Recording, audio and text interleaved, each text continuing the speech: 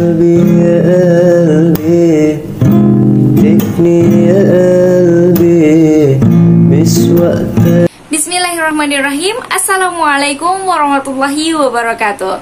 Alhamdulillahirrabbilalamin. Wabihi nasta'in wa ala umuri dunia wa din. Wassalatu wassalamu ala ashrafil anbiya'i wal mursalin wa ala alihi wa sahbihi ajma'in. Amma ba'du. Allahumma salli wa sallim ala sayyidina wa maulana Muhammad. Alhamdulillah, hari ini kita bertemu lagi di acaranya Bincang-Bincang dan masih bersama Indah Khairul Bariyah di channel Indah Khairul Bariyah. Terima kasih banyak buat teman-teman yang sudah like, share, komen, dan subscribe, beserta yang sudah kasih masukan-masukan agar channel YouTube ini semakin lebih baik lagi. Alhamdulillah, hari ini adalah episode kedua. Kita akan membahas masih seputar dengan wanita. Nah, kira-kira apa aja sih yang teman-teman sudah ketahui tentang wanita? Apakah teman-teman sudah paham seluruhnya? Apa itu wanita, bagaimana karakteristik wanita, dan harus seperti apa kita menghadapi wanita? Termasuk harus seperti apakah kita menghadapi diri sendiri? Nah, di video sebelumnya Indah membahas tentang buku Fikih Wanita karangan Dr. Yusuf Qaradawi yang sudah diterjemahkan ke dalam bahasa Indonesia. So, Indah membahas sekilas tentang apa saja yang ada di dalam buku tersebut. Dan hari ini Indah mau membahas tentang fikih, masih di seputar fikih wanita, tapi membahas tentang fikih musibah. Nah, kira-kira teman-teman, apakah teman-teman sudah memahami secara keseluruhan apa itu musibah, bagaimana cara kita menyikapi musibah, kemudian apa yang harus kita lakukan ketika kita diuji atau diberikan musibah oleh Allah Subhanahu wa taala, dan apakah benar-benar musibah itu datang kepada kita ataukah justru itu nikmat yang sebetulnya Allah berikan kepada kita tapi kita menganggap hal tersebut adalah musibah. Nah, kira-kira seperti apa dan bagaimana, yuk kita bahas. Baik, masih di dalam buku Fikih Wanita, ini ada di bab terakhir sebelum lampiran. Pembahasan selanjutnya di Fikih Musibah ini adalah tentang bagaimana bila kenyataan tidak sesuai dengan harapan. Kira-kira teman-teman yang ada di sini, Indah mau bertanya sebelum masuk ke materi ya. Menurut teman-teman, ketika atau apa yang teman-teman rasakan ketika sesuatu yang teman-teman harapkan tidak sesuai dengan kenyataan? Misalkan teman-teman inginnya A, tapi ternyata teman-teman inginnya ternyata kenyataan yang terjadi pada teman-teman adalah B. Apa yang teman-teman rasakan? Jengkel, bersyukur, bahagia, atau merasa kecewa? Nah, kira-kira seperti apa? Nah, silakan dikembalikan kepada teman-teman. Dan bagaimana kondisi hati teman-teman sekarang ketika teman-teman menghadapi ujian, menghadapi musibah? Apakah teman-teman menganggap hal tersebut itu bagian dari nikmat dari Allah Subhanahu wa taala yang patut teman-teman syukuri, ya? Sehingga nanti ketika kita bersyukur kepada Allah, maka Allah berikan lagi nikmat-nikmat yang lainnya. Ataukah teman-teman merasa bahwa ini cobaan, musibah, siksaan, dan sebagainya? Nah, sebetulnya ada hal-hal yang menjadi rahasia dari musibah tersebut, dan tentunya itu hanya bisa dipahami oleh orang-orang yang tingkat kedekatannya dengan Allah Subhanahu wa taala sangat tinggi, sangat dekat gitu ya. So, Indah juga masih belajar bagaimana memahami musibah, bagaimana memahami nikmat sehingga bisa menjadi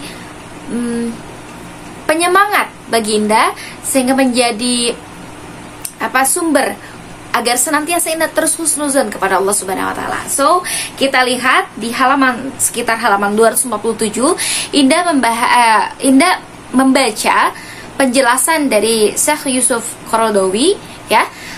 Di sana pembahasan tentang bila kenyataan tidak sesuai dengan harapan. Apa yang harus kita lakukan ketika kita menghadapi sebuah musibah?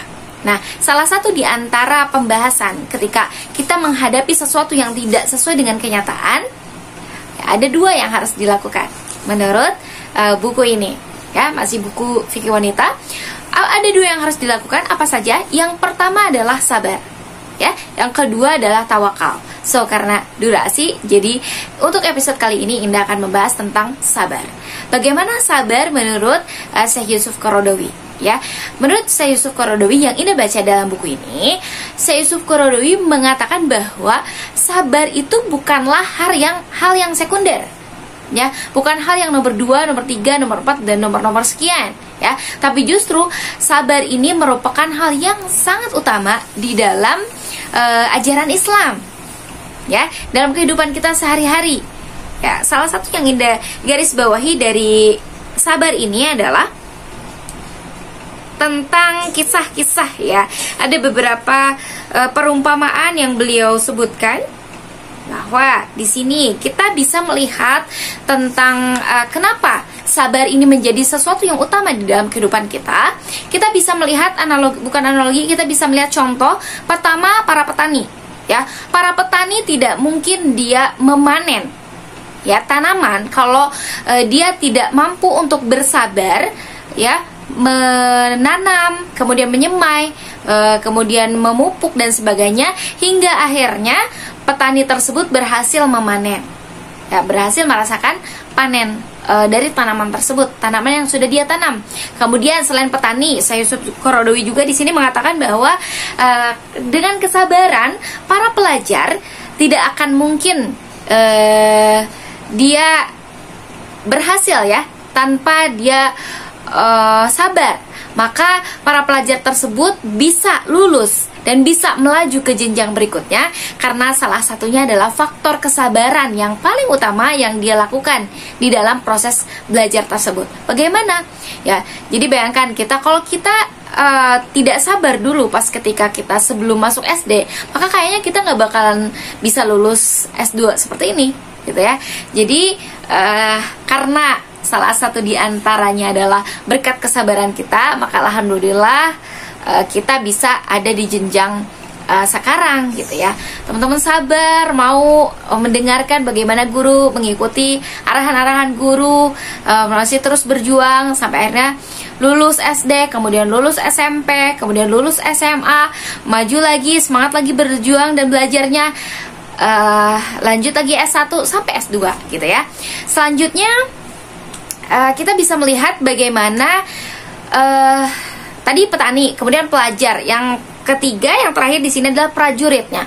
Prajurit tidak mungkin dia memenangkan suatu pertempuran kalaulah dia tidak sabar. Pastinya dia dengan kegigihannya, dengan kesabarannya, dia yakin bahwa dia akan menang, maka dia terus berjuang dari medan pertempuran ke medan pertempuran lainnya sehingga dia memenangkan pertempuran dan dia menjadi prajurit yang menang. Oke, so bagaimana di sini setiap orang yang berhasil di dunia ini, ya, orang-orang yang sukses pasti mereka mengalami penderitaan, mengalami kesulitan, menghadapi kesukaran, menghadapi penderitaan.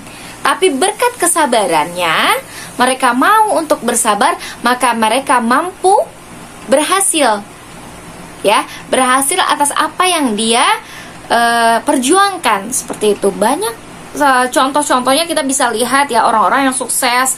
Mereka salah satunya adalah mereka gigih mau untuk berjuang. Sekarang gagal, kemudian mereka terus untuk berjuang lagi sampai percobaan keribuan kali sampai akhirnya mereka berhasil. Kenapa? Itu salah satunya adalah berkat kesabaran mereka. Nah, disinilah Syekh Yusuf Qaradawi mengatakan bahwa seseorang itu bisa mencapai keberhasilannya karena dia bisa melewati segala sesuatu kepahitan, penderitaan dan kesulitan karena kesabaran yang dia lakukan, seperti itu. So, di sini Syekh Yusuf juga mengatakan bahwa surga itu mengutip hadis Rasulullah SAW, surga itu dikelilingi oleh hal-hal yang tidak disukai dan neraka itu dikelilingi oleh hal-hal yang disukai. Kebayang surga yang begitu indahnya, surga yang begitu mewahnya, surga yang begitu megahnya, luar biasa. Tapi dikelilingi di sekitarnya sebelum pintu surga itu oleh apa? Oleh hal-hal yang tidak kita sukai. Contohnya apa? Kita tidak suka untuk bangun tahajud, kita tidak suka untuk sholat tepat waktu, kita juga tidak suka untuk sedekah. Maunya apa? Kita foya-foya, kita makan dan sebagainya yang enak-enak, mewah-mewah. Kita nggak mau untuk sedekah, kita tidak mau untuk menyisihkan hal-hal, kita tidak mau menepati janji.